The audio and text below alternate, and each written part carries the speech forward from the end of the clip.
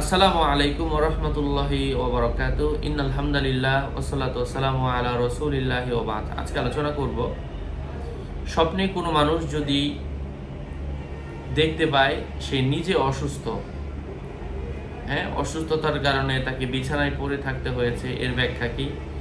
ইমাম ইবনে সিরিন সহ অন্য স্বপ্নের বিষয়ে অভিজ্ঞ আলেমগণ কি জানিয়েছেন, এই বিষয়টা নিয়ে আজকে আমরা জানবো।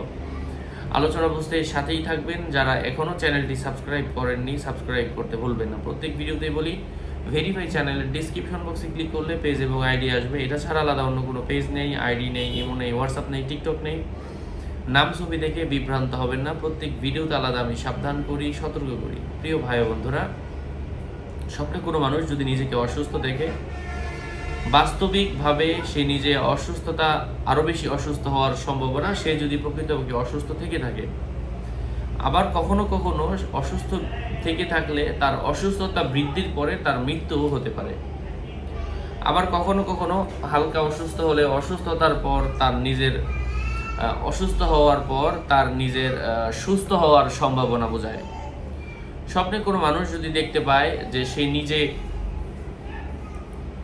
স্বপ্নে কোনো মানুষ যদি দেখতে পায় যে সে নিজে অসুস্থ ব্যক্তিদেরকে সাহায্য করছে, এর অর্থ হচ্ছে সে নিজে দানবীর এবং মানুষের মধ্যে তার সুনাম, সুখ্যাতি, ভালোবাসা ছড়িয়ে পড়ার সম্ভাবনা বুঝিয়ে থাকে।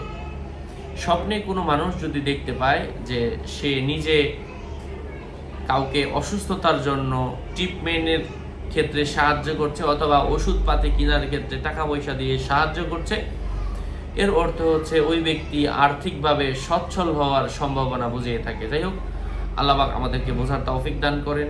আরও আপডেট পেতে সাথেই থাকবেন।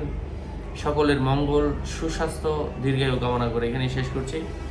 দেখা হবে অন্য কোনো এপিসোডে। আগামী এপিসোড আসার আগ পর্যন্ত সবাই সুস্থ থাকবেন, ভালো থাকবেন। আসসালামু আলাইকুম ওয়া রাহমাতুল্লাহি ওয়া বারাকাতুহু।